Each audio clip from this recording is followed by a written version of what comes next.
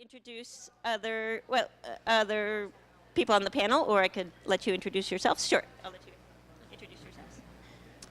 Hi, I'm Eric DeBurr. I'm the Executive Director of Community Supported Shelters.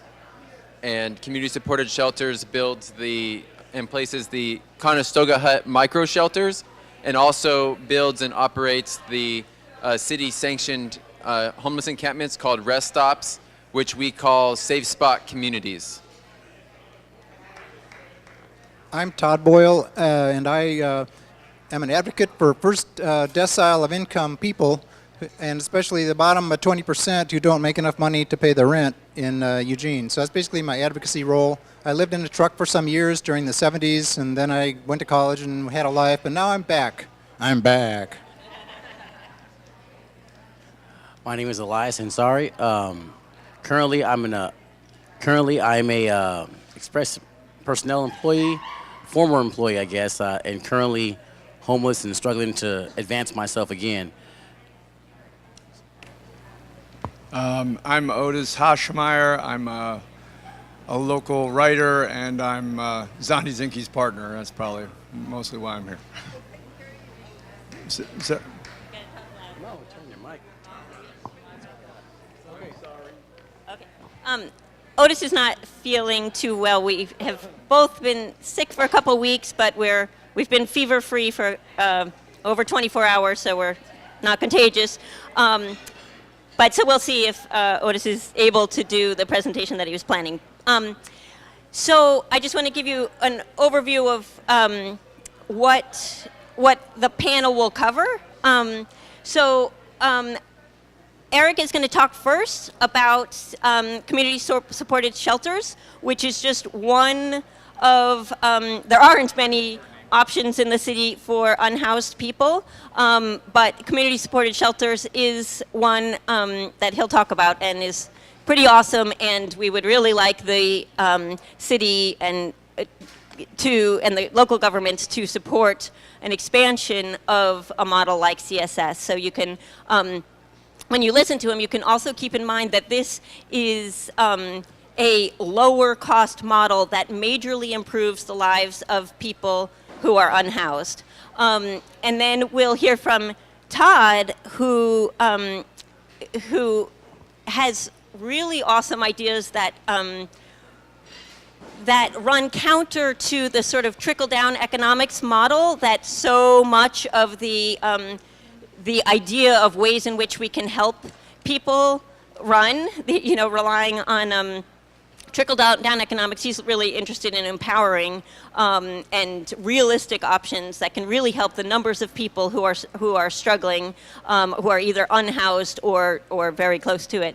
And then Elias can share his experiences. I met Elias maybe would have been a month or 6 weeks ago. Yeah. And just so I don't even know all of what he's been through, but the level of completely unnecessary harassment is, it's heart-wrenching. And then I'll want to share, I've tracked just in the last, since really about September, actions on the part of our local governments, and that's something I'm hoping if I share kind of blow by blow with you what the local government has done to unhoused people, we can better appreciate how poorly our supposed democracy is working, and I hope to inspire and share some of the ways that people can effectively advocate for the most exploited people among us, and really try to hold our government accountable. However, I really think we need, oh my gosh, I'm going to say regime change. But anyway, so and we can talk about that too. And then Otis has insight there as well. He's been researching a lot on public relations, which is a big operation of our local governments. Okay, so now I just want to turn it over to Eric. Hi. Can you guys hear me okay? Yeah. Okay. So I'm going to talk for just 10 minutes and give you guys a brief overview about what CSS does and how we do it. So we started off just making the Conestoga Hut micro shelters. And when we started doing that, people started to come to our shop on Grant Street off of West 11th. And people started to ask and tell their stories. You know, they would ask about how to get into a shelter, one of the Conestoga Huts, and we knew that the wait list wasn't moving. And we started to see that, you know, there was a little bit more that we could do. And me and my wife, Faye, have a background of living in intentional communities. So we started to think about, well, what would it look like to take some of what we've learned in our experience, our social experience of living in an intentional community, and apply it to people on the street and in their situation. And so that's kind of just a brief little nutshell about how we started doing this work. There's a lot more to it, but I'm not going to go into that. So the Safe Spot Community Program is a program that's a collaboration between us as the nonprofit operator and people living on the street. And so what a safe spot is on sort of a practical, logical level, it's a fenced-in area that's about 8,000 to 10,000 square feet that has a common space where people can gather. We put wood stoves in our common spaces without asking, because we knew if we asked, they'd say no. And but we kept building up our reputation. So by the time the fire marshal went down there and saw our wood stoves, she said, "Okay, we're going to let you keep these." And I say that's a good thing, because people need a warm, dry source of heat. It's pretty elemental for people. So there's a common space. There's a kitchen with running water. There's a guard shack. There's porta potties. There's trash service, and then there's either Conestoga huts or what we call tent platforms. The tent platforms are platforms that are 7 feet by 8 feet that are enough for a 2-person tent with a durable cover over the top. And so each safe spot community can have up to 20 people living in them. And in our experience, you don't want to go over 20 people, because then you have a more and more chaotic social situation that's unmanageable. So that's just a brief view of the infrastructure.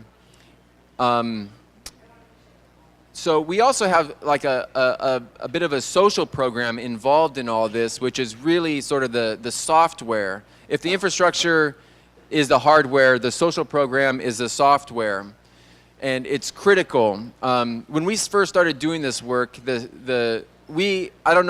very, very influential and what we thought were caring people would come to us and say, "You guys are going to fail. You can't do this. They already tried this." And what they tried before was giving people on the streets a place to be and say, "Here you go, just be here." And it got unmanageable, it got messy, and it got dangerous. What the piece that they missed was the engagement with people on the streets and working with them, you know, putting your heads together to make something work. And so that's what we do, and that's what the social program is all about. I'm going to kind of just outline the social program. So in our safe spots, there's positions there that are held for the on-the-ground management of the safe spot by people who have been there for a certain amount of time, demonstrated that they understand the governance handbook, and they have a sort of a buy-in to this philosophy of constructive, positive culture. So those people end up holding 5 different positions. There's one that's communications, we got transportation, groundskeeping, support staff, and, gosh, I'm missing one, kitchen coordinator. So those positions are all held by people who were just in our program temporary, because we do have temporary residents as well. When somebody becomes a staff member in our program, they have an indefinite stay. We're still working with them to find a better situation, but we don't want to have to keep retraining and finding new staff for those programs. So an average stay in our camp by a staff member is about 2 years. So then there's the temporary resident who comes in. So when somebody comes to our office, they apply, they go on the wait list. Yes, we do have a wait list. The wait list is about 2 months. That's about the longest somebody will wait, because we have this revolving door. And when you're on the streets, and we're faced with this too, because we work with people, helping them get into a better situation. The wait lists are 2 to 3 years long to get into a form of shelter. So hearing 2 months is not too much for a lot of people, but it is still in some ways too long. So when people first enter our program, they have a 30-day trial period to make sure that they are a fit into this social arrangement at the camp, and they can demonstrate that they have some sense of self-management when it comes to following the rules. After that, they have 6 months of service, and we have what's called action plan advisors, who are people that are on our staff that are working directly with individual situations and helping them overcome barriers. Right away, we're making sure people have all the essential documentation to navigate society, like a birth certificate, form of ID, and if we're learning about if people have unpaid bills that are holding them back. We're learning their situation from day one to help them overcome barriers and move on. And so there's 6 months of that, during which they're participating in the other parts of the social program, which are the work parties that we do as a camp. There's the general meetings. Those are the two big ones for temporary camp staff, and then temporary camp residents. Then there's the staff meetings and the all-staff meetings that the staff also participate in.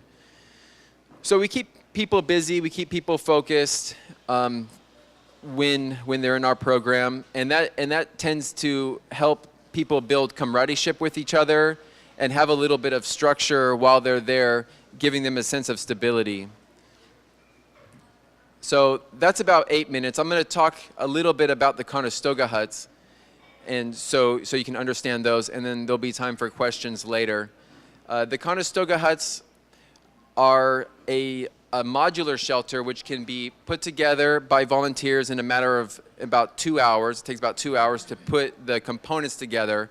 The components are made in our shop by a paid employee. They require a little bit more skills and focus than most volunteers, most of our volunteers have.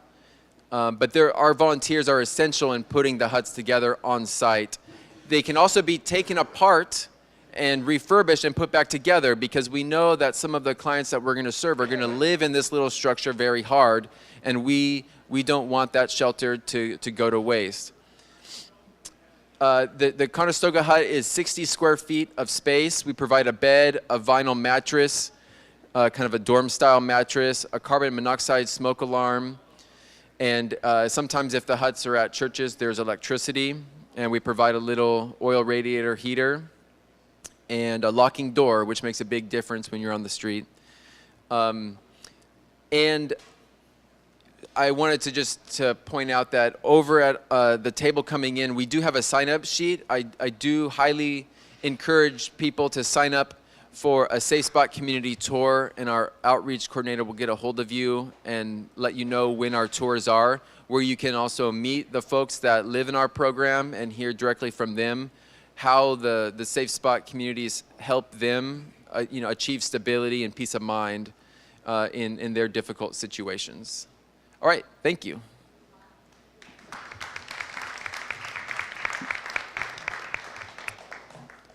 I'm really grateful for the work you've done. You know, I'm humbled to be sitting at the panel next to a person who actually works years on helping the homeless and helping people in the ways that I haven't actually done in my life. So I want to just reflect on all the people that are here at our revolution this morning, and almost everybody knows the territory as far as the, you know, Homelessness 101 or Housing 101. And so I thought it'd be most useful to offer first a couple of minutes of ideas of why this matters to me and why am I here. And I see this as a personal, dead center of my personal development as a human being as I go. I'm 66 and I've already had a family and I've had a career, and so, you know, there is life as you get older, and you have to make your reckoning with who you are and who you're going to be as you go towards the end of life.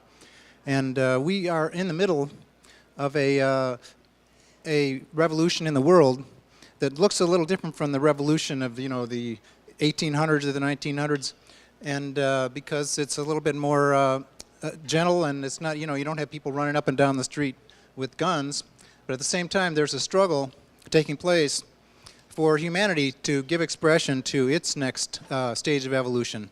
And we are, the reason why we are here is because we are in that change of consciousness that is going to be necessary to deal with climate change. This is going to be a huge paradigm shift in our consciousness. It's not going to be easy for us to give up the comforts and the driving and stop using natural gas. I was at the climate summit the other day, a couple days ago, filming, and there was 250 people there, and we're going to have to not use natural gas. I mean, this is not going to be easy. So we're going to have to actually identify with other people as much as we have identified with our own individual self through our lifetime. There has to be less of me and more of actually feeling that we are the other. I am you, you are me. What makes this possible, and the people who are actually on the road and who are undergoing this change are in a sort of a chrysalis stage of a human being in transition, and they are not making money. They are not in a corporate job. They're not working full-time, most of them. Some of the people working full-time are in this transition, this psychic transition. But I believe what I see around me is that the people who are actually undergoing this transition in real life are the people who don't have money.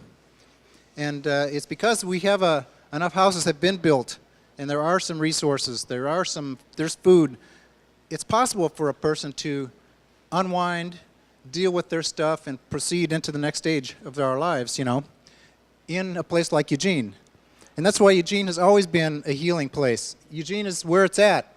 I came here in the 70s. I was a mess. I was living in a truck. I was a refugee. I had been on the lock ward at the VA twice for drug, all kinds of stuff. I won't go into. But you know, a guy on the street said, "You can sign up for food stamps." What are food stamps? I mean, this is how stupid I was. I didn't even know how to live, you know. And so eventually I got a lot of help here, and I met really special people here. So enough of that. What people need is cheap housing.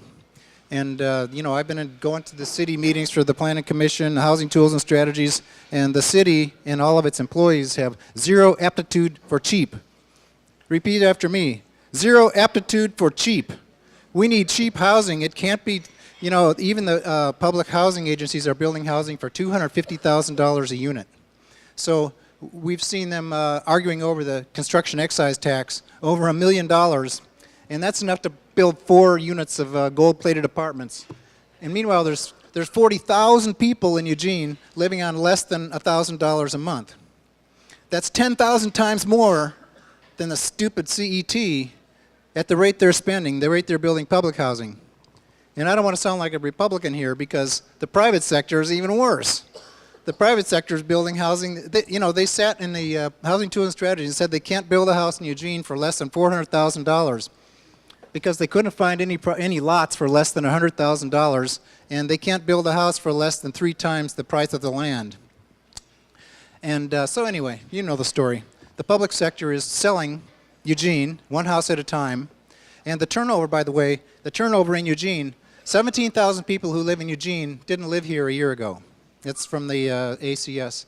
And so if you do the math, we're growing by about 2,500 people a year. So there's about 15,000 people left. And so if you take out the students, the freshman class is about 6,000 or 7,000 people. So you just take out the freshmen coming and the graduates leaving, even if they all leave, right? But there's like 8,000 or 9,000 people who came to Eugene and left, and then there's 8 or 9,000 who left Eugene. Who are they?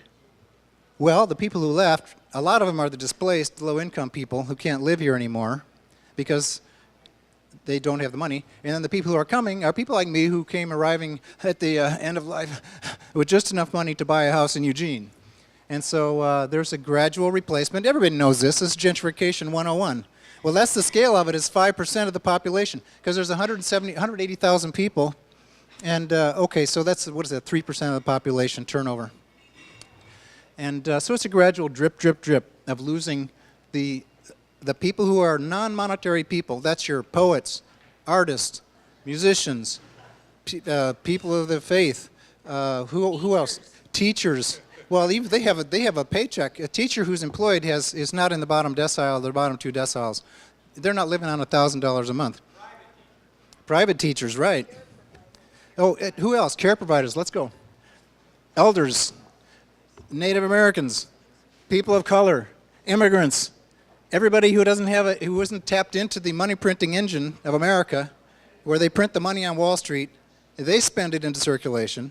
They get to decide what gets funded. They build all this crap. Why? Because they can get a profit.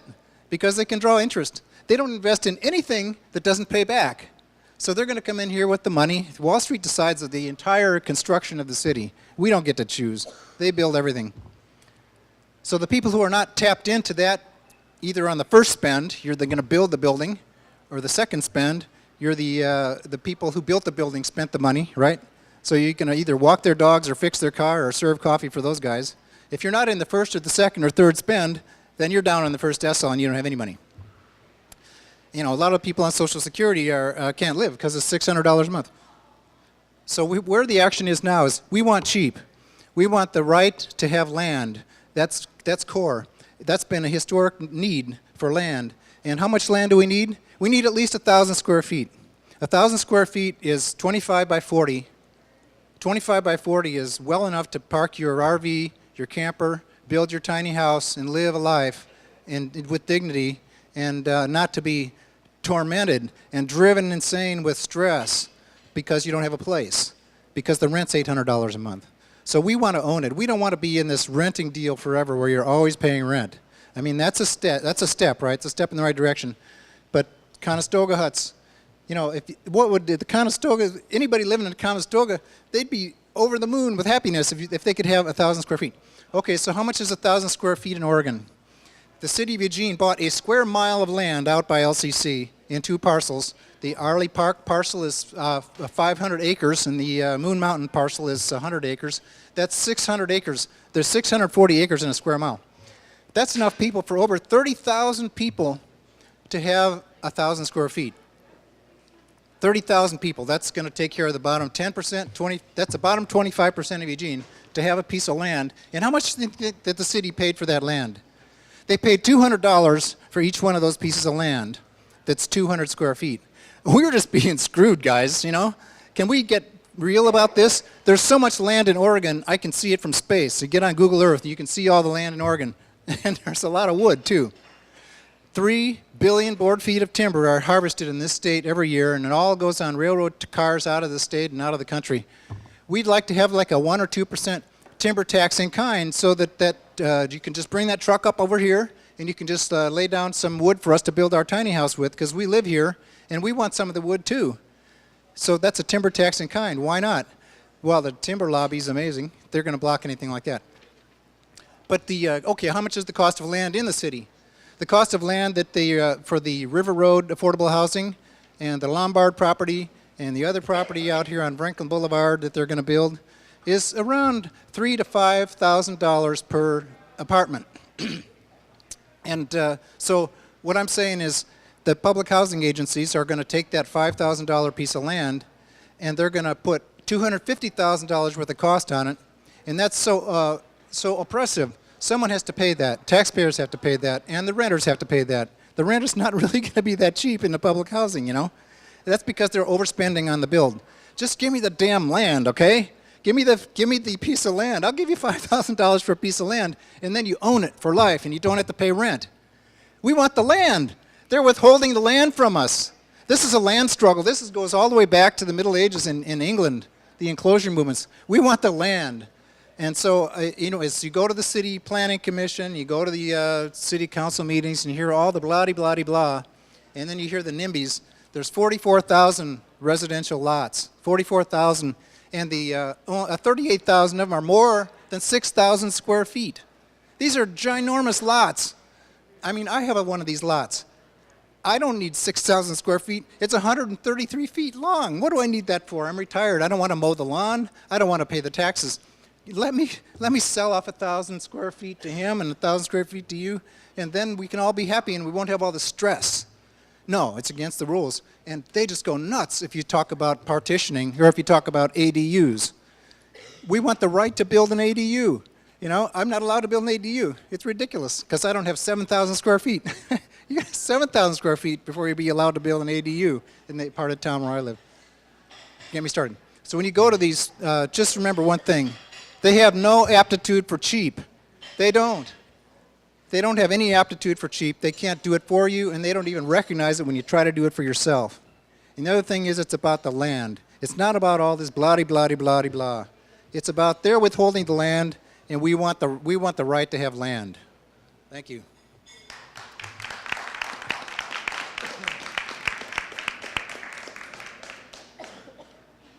Well, it's kind of interesting. It takes, 2 years to make these huts and whatnot, and that's great that we can get these huts up and running and help people to be housed and whatnot. But this country can do anything we want to do if we want to do it, okay? We can build aircraft carriers, destroyers, and go halfway across the world to kill people in a matter of weeks if we want to do it. Texting and all these social devices that we use are not going to get the job done. Evil does not care about you texting and clicking a damn mouse, okay? If you look outside in Eugene, you're going to see plots of land with rocks on it, big-ass boulders on it. The city of Eugene, the 1% of this city, the hierarchy, they are telling you to your face that rocks are more important than your damn children, and you're letting them. Rocks are more important than your grandson, than your granddaughter. They're more important than you. Because I am one of you, and I love this city. I worked in this city since they had Sony. When they had Sony up there, everyone was happy we had Sony. Oh, we got Sony. We got big technology jobs. And then Sony laid off their workers, and they sold their plant. And then we went to HMT Technology, and we got HMT. We're doing great. We got Hyundai. We're doing great. But they're not here no more, and we're still here, making less money while the cost of living constantly goes up. Cost of living goes up every time, but our pay ain't going up. And the 1% is constantly telling us that they're going to use our tax money for this and this and this, and there's no money for the funding of the mission. There's no money for this. There's no money for that. You just spent $10,000 to use inmates to clean the North Bank bike path. I didn't know it cost $10,000 to put gas in your truck. It don't cost $10,000 for deputies to watch inmates who work for free to clean a bike path. But that's what the 1% wants you to believe. That's where our money goes. And we let them do that. Sometimes letting evil, you just got to do nothing. You do nothing, you just let people do whatever they want to do. We'll spend millions of dollars to improve the infrastructure around Austin Stadium, just so strangers can come to our city and watch the Ducks demolish their team. While people who are your family members, because some of the people out there on the street right now, you know these people. Some of them, you know them, and some of them might become you. A few months ago, I made $18 an hour. I worked 160 hours a month on average. And I ignored the homeless population just like most of us ignore the homeless population until I became one of them. And I thought for sure that when I got my injury that, my city, my country that I've paid into would help me.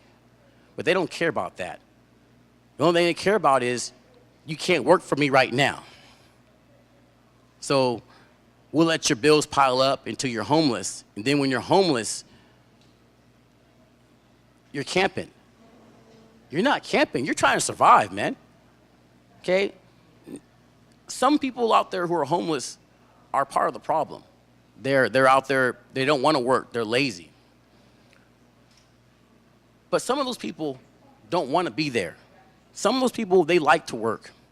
They like to be productive. They like to have a sense of accomplishment about themselves. And because the city is part of the problem and not part of the solution, they make that worse. They tell you to move. You can't be here. You can't be there. You know, in the last week and a half, I think we've had at least 5 or 6 raids on a homeless campsite in front of the courthouse. We're talking like 5, 6 officers, guns and shotguns, combat shotguns and whatnot. All that for homeless people. They didn't come down there for terrorists. They came down there for homeless people. And I can only imagine how much money they charged us 99%ers who are so rich. We got so much money to spare, you know, to do that. You know, I'm sure while they were doing that, maybe some of our house was getting broken in because they had half the police force at the downtown. That's how we use our money. You know, we'll spend millions of dollars to reclaim the parts in your laptop, right? But we won't spend that kind of money to reclaim your kids. Some of those kids out there on the street don't want to be there, but there's no way for them to reclaim themselves and come back to society.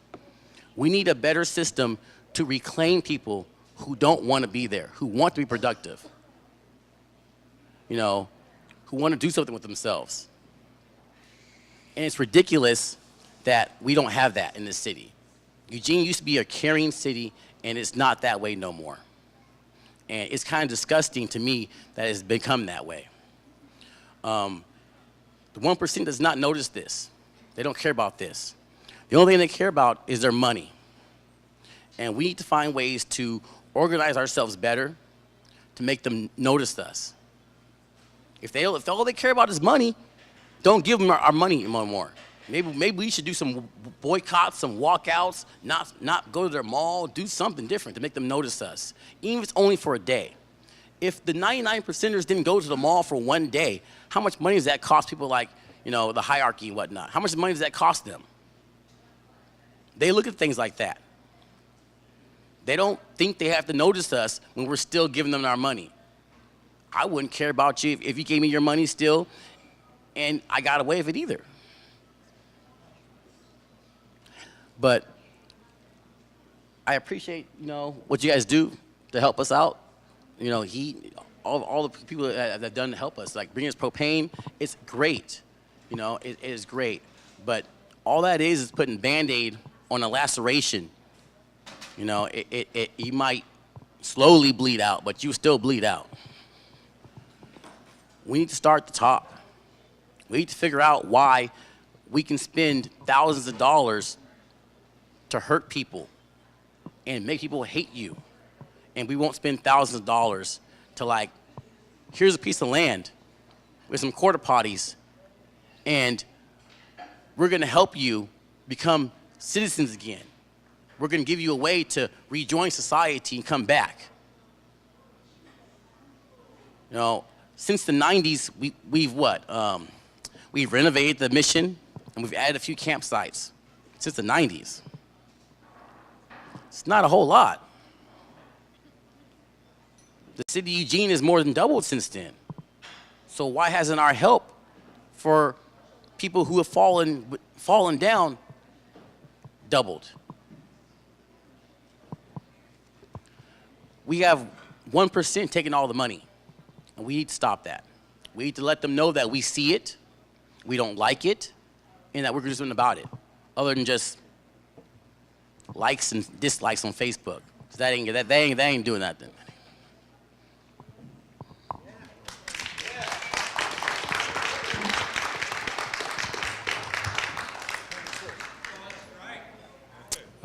Thank you. That was powerful. It reminds me of something you said early. Oh, sorry. I attribute this to my grandfather, but I think I actually made it up. But my grandfather used to say, can't means won't. Can't means won't. And our city government says that they can't do things, but what they really mean is they won't do it. And by city government, I mean the city manager's office. The city manager's office is a non-elected position that's in control of our city. And my feeling is that its main objective is to control the population of this city and to keep us compliant and under control. And continue to keep money moving to the top. That's its objective. And the soldier of that organization is John Reese, who is a military-trained professional colonel. He went to the Kennedy School. He has an advanced degree in strategy from the U.S. Army College. He is no cream puff. He knows what he's doing. And, I mean, we could talk about the city manager system, okay?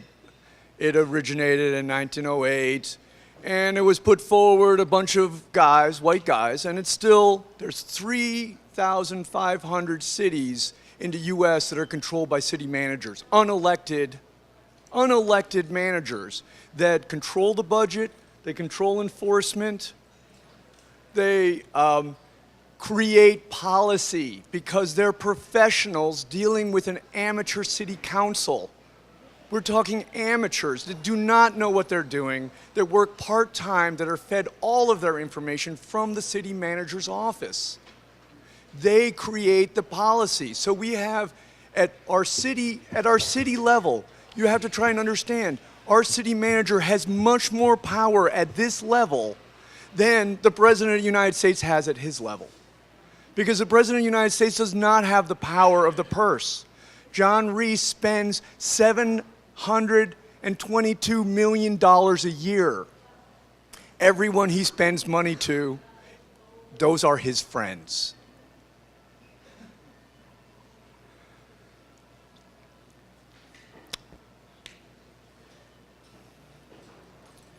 Reese came here in 2008. Zondy and I also came here in 2008.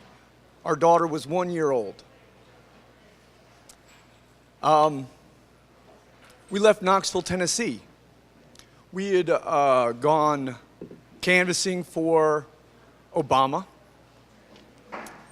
There was no point to canvass for Obama in Tennessee. That state actually went more red. So we went to North Carolina and canvassed with our 1 year old daughter over the border. Some people welcomed us and some people screamed at us. They screamed so hard that it seemed as if maybe they were holding shotguns, but I can't remember whether they did or not. I just know, get the hell out of here. But we were there, and I was doing a PhD at the University of Knoxville, and I was like, I went there because they offered me money, and I was like, what the hell did we do? I mean, this place was crazy. To me, okay, so I've been quite far left for a pretty long time, and I've gone farther left since. But what I noticed there in Tennessee was, you know, the conservative disposition is to tell other people what to do. You're supposed to be like this. You're supposed to do it the way I want you to do it. And they don't very often say, oh, listen, I'm going to lead by example. I'm going to do it this way, da-da-da-da-da. No, it's most often, you got to do it this way. You got to do it my way. There were billboards telling me how I was supposed to raise my family. There were billboards telling me how I was supposed to deal with reproductive issues. There were, you know, fire and brimstone, fear-mongering. I'm supposed to be afraid of this. I'm going to go to hell, da-da-da-da-da. I'm going to be, you know, extracized from the community. And I was like, we got to get out of here. And Zonny was able to apply to some graduate schools, and I said, please put Eugene, Oregon on the list. I'd never been here, but I imagined something about this place. I imagined, frankly, a hippy-dippy paradise. That's what I thought it was going to be. I did. I thought it was going to be natural wonders and hippy-dippy paradise, and I wasn't going to have all these people telling me what to do. And I did not want that for my daughter. That's the main thing. Okay, I'm a writer, and my career was very important to me, but when I had children, I realized that it was not as important to me as I thought. I don't like to work very much because I like to write, and I don't get paid very much for that. But my children are the most important thing in my life. We moved here, and I had high expectations, but I saw as time was going along that those expectations seemed to be eroding. That I don't know what it was like before 2008, but at least as in my experience here, it had been getting worse and worse and worse. Sandy and I are both from New York City. I remember the Tompkins Square riots in New York. We both lived in San Francisco. I know what San Francisco was like. And I was seeing Eugene turning into, frankly, a city of hate. Legislation against people is a tried and true method. It was used by the Nazis. It's not new. You create an outgroup, you ostracize them, you torture them, and you do it for control of the in-group who are bought in to that, who through cognitive dissonance must support you because they can't think of themselves as a horrible person. But what the city and the leadership is doing is horrible. It is a strategy for population control. Anyway, I was here, I was not really involved in politics, and I was riding my bike. I heard it was a great place to ride your bike, but I was like, not really. You know, I want to ride with my family. It kind of sucks to ride my bike with my family here. But anyway, not much happened. I did something in terms of the bond issues because I looked at bonds and I was like, oh my God, we're borrowing money from the richest people in the country and giving them tax-free income in order to build the infrastructure that they should be paying for in the first place. So I didn't like that much. But then last summer, I was sitting in Kesey Square, and I'd gone to the library with my daughter, who was my second daughter, who was born here, Oregon native, one of the few, born here, and came from the library, and we sat at the table, and we ordered some food from the food cart, and I was facing towards Kesey's statue. And the person who I saw there right in front of me was none other than John Reese. John Reese was standing right in front of me at Kesey's statue. And he was standing up, and he had his leg on the statue, you know, like this, right? He was man-spreading right there in Kesey Square is what I saw. And he was talking to the poor person who seemed to be the subject of his man-spread, probably another city employee. And on the other side of the statue were these kids sitting with blankets. And they had a dog. And there were about 4 or 5 of them. And I saw it, and John Reese, and I'm trying to pay attention to my daughter, but at the same time this is going on, I hear him saying rather loudly, oh, no, an ordinance about da-da-da-da-da. Obviously over-talking so that he could be heard by these kids who were sitting on the other side of the statue. Just kind of looked at amazement. You know, the body language was telling me everything. And then he, you know those security guards, the thick-necked guys, there's a shorter one who's kind of rounder, and then he's usually followed by a younger, much bigger guy. Anyway, Reese goes, hey, get the fuck over here. Well, he might not have sworn, excuse me. He might have said, get the hell over here. Call to them. Get the hell over here, do something about this. Because I guess those kids did not respond to his subtle, and maybe they just didn't know who he was, you know? And so the thick-necked guys come over, and they scream at the kids who were lying there on their blankets in front of the statue. They yell at them, what you get? That's not cool. You gotta get out of here. I'm thinking, okay, I think in expletives, I was thinking, what the fuck? You know?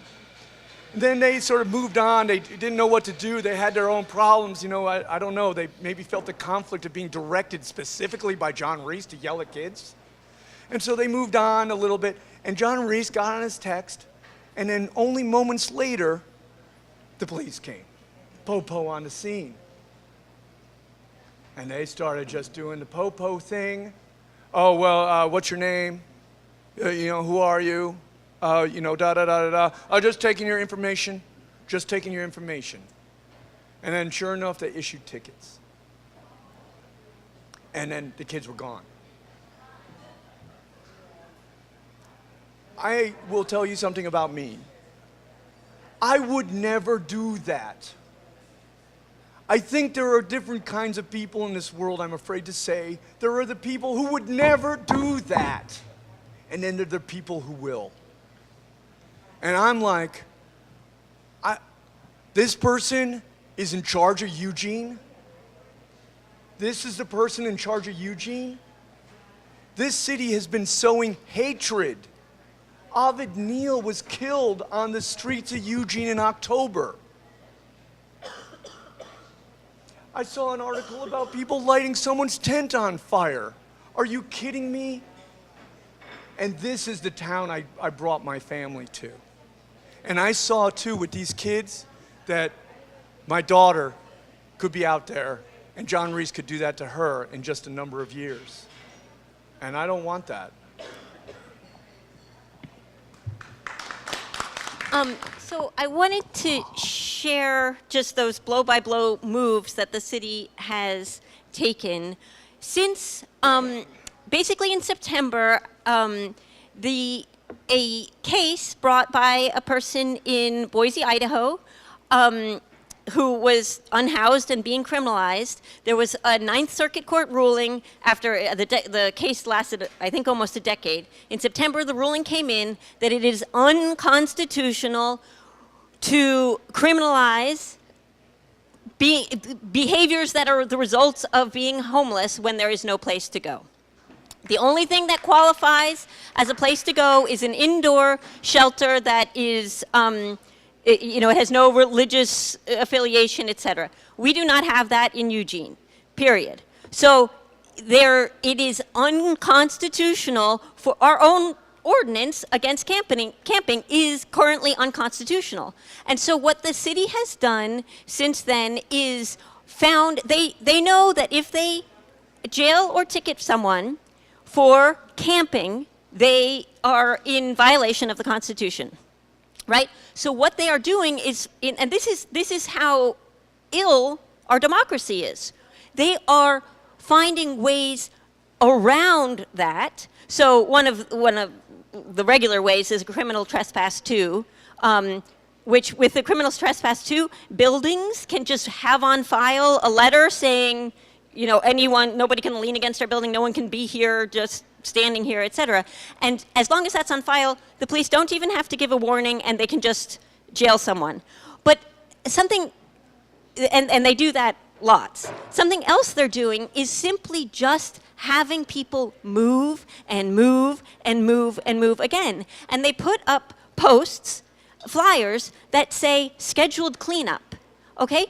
I have asked the city, the manager and the counselors, who is scheduling these cleanups, right?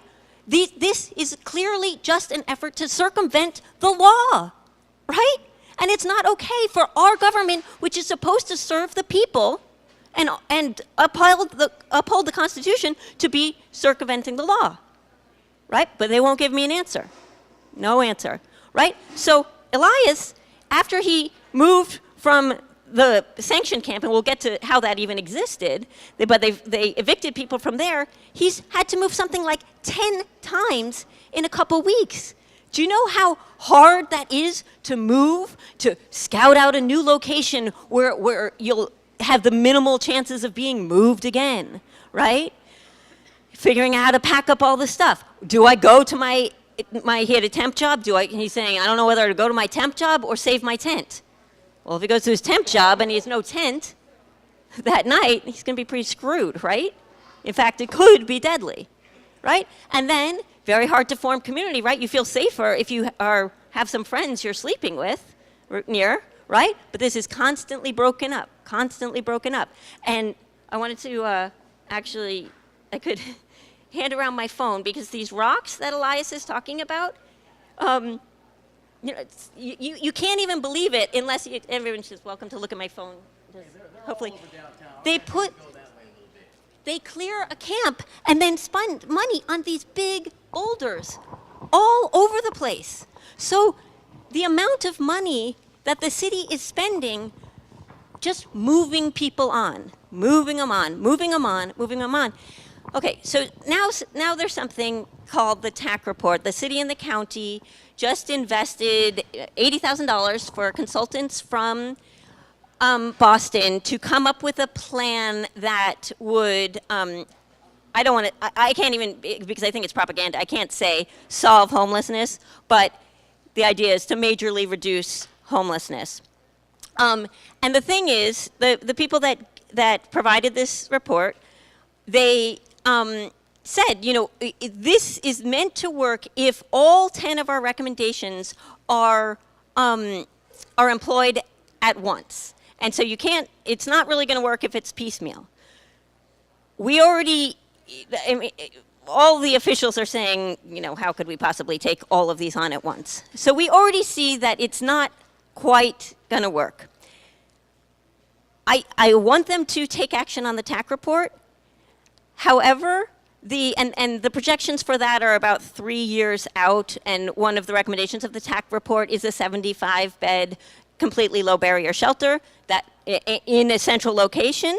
That it would be a completely low barrier shelter is a very good thing. This housing first model is the model where there's no barriers. People can't get their lives together, can't get addiction in control or get jobs, et cetera, if they don't know where they're sleeping each night, right? So there's some good things about that, but it also seems clearly inadequate. They're talking about 350 units of permanent supported housing.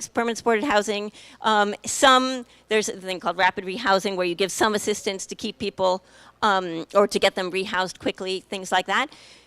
There's good things. But what I would say is we've already seen, since the TAC report has come out, we've already seen the city and the county talking far less about the immediate addressing, there are no immediate solutions. However, although Todd's would be one, right? If you divide up the lots so that people can, there's all these people that could afford $50 mortgages a month, right? And then they could own land. And then Eric can help them get a Conestoga Hut at the least. But that's not how classism works. Larger lots is how classism works. So in any case, with the TAC report, it's what makes me nervous about it is it seems like there's another great possibility of ignoring the fierce urgency of now and saying, well, we're really working on this 3-year plan. And it's always like you're always condescended to if you say, you know what, we need to we can majorly improve people's bottom line right now. We can majorly improve their lives right now. And so you're sort of condescended to like, oh, you're not strategic, you're not looking for the long term, da da da da. No, you're doing the human decent thing of saying, what can we do right now to majorly improve people's lives so that people aren't becoming mentally ill, et cetera, or dying on the street of exposure, right? There's you know, it is so painful to see people so stressed out. Actually, the one mental health diagnosis I know to be potent and real is too much stress, right? But in any case, with the Boise decision, people who were unhoused said, okay, we're going to go right outside the courthouse. We're going to camp on the butterfly lot. And that protest camping grew and grew and grew. And if we think about what works in terms of bringing change, that was direct action that brought change. That's right. There hasn't been a major increase in any sort of provisions for unhoused people in at least, Art, can you tell me how many years? Improvement, like, okay, Opportunity Village and the rest stops were, when did they came out of Occupy and Whoville, right? Okay, so those were direct actions. The city and the county this winter increased funding for St. Vinny's such that they have another 100 beds and micro tent camping, okay? And they increased funds to the Lindholm Center where people can get some not so great meals and showers and stuff. So what brought that money? Was it the goodwill of the city or the county? No, it was the Butterfly Lot protesters, right? They were like determined to get them out of sight. And so then they gave them this campsite out on Highway 99 in Train Song, which is the neighborhood in Lane County that has it has a 10-year earlier death rate than any other neighborhood in Lane County, right? And they are now talking about building that shelter, not where it's recommended in a central location, but out there, right? Taking vulnerable people and putting them where already lifespans are compromised. Okay, but, so let's notice something that, one, what brought change was the direct action, right? And this is direct action, you know, someone was just saying this to me yesterday. Oh, it was Steve Deere. Why? Like, there are kids on strike from school all over Europe. Why is America so slow with the direct action? Right? This is what makes the difference, it's the direct action. What did the county do? Unanimous decision, once they cleared the Butterfly Lot, unanimous decision to put a curfew on that Butterfly Lot. Now, if they wanted to do the same protest, they would be looking at arrest, right? Before it was free speech, they could be there 24 hours. Now they can't. In fact, we just last Friday, or just last Wednesday, Eric Jackson, one of the protest leaders, was arrested because of curfew, okay? But even, you know, R. Sorensen, he voted for the curfew, and he said, well, you know, it's still going to be free speech, right? It's free speech till 11 p.m. Okay, well, that works. No, it doesn't work. We know it doesn't work because we just saw what did work, and that was the 24-hour protest, right? Then the city had proposed to open a shelter and a day center on the City Hall, the vacant City Hall lot, former City Hall lot, right?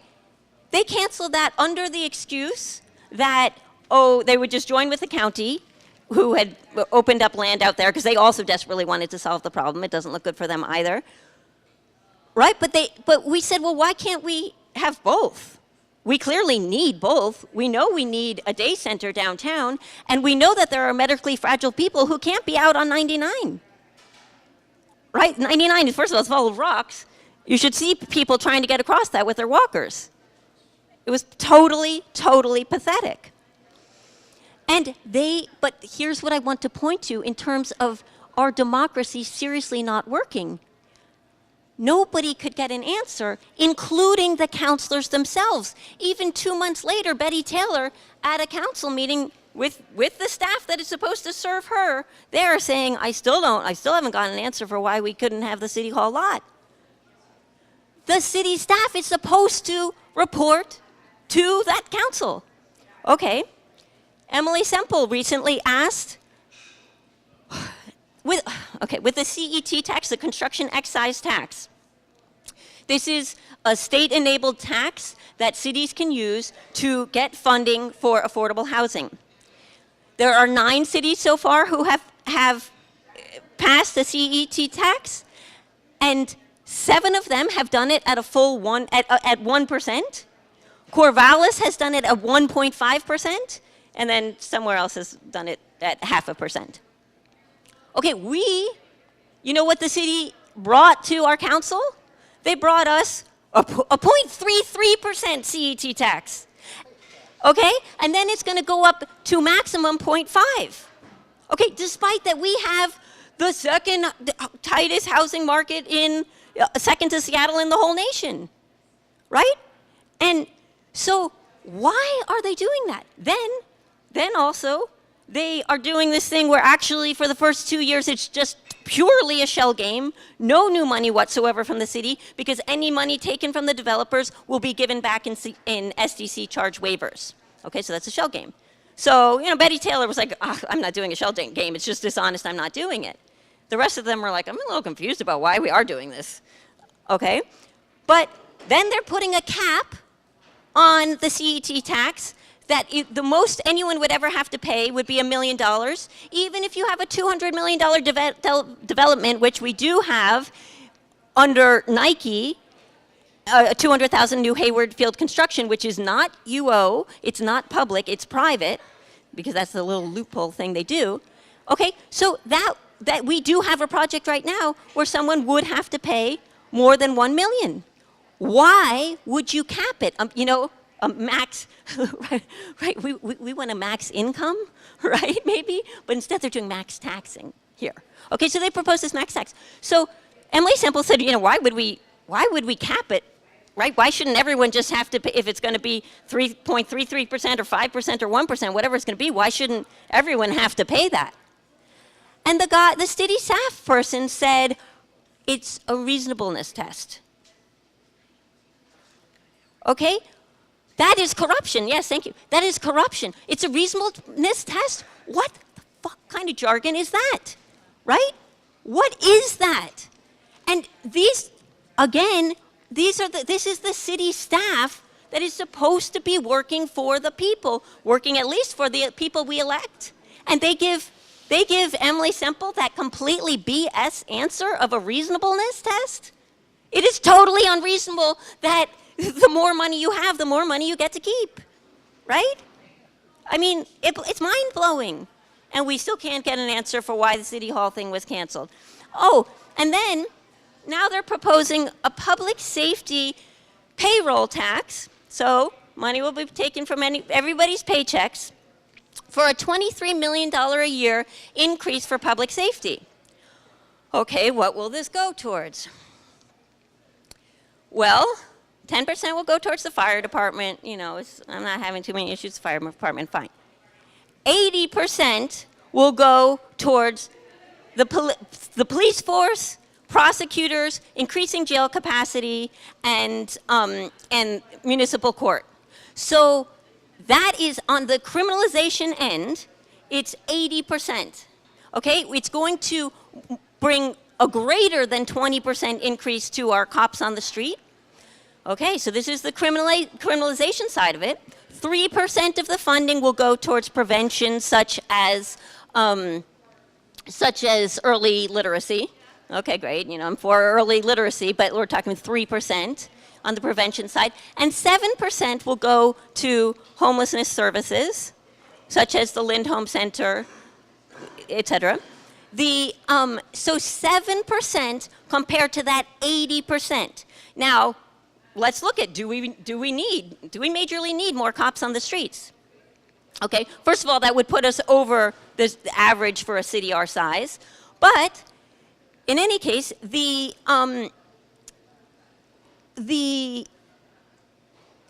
chief himself says, we have absolutely no problem responding to primary 1 and primary 2 calls. Those are the calls where something is unsafe, there's a risk of danger. Okay? The calls they have a problem with are, they don't have a problem with, it's like they're taking longer to respond to them than they would, not necessarily even that they would like to, but that they feel like is good for public relations.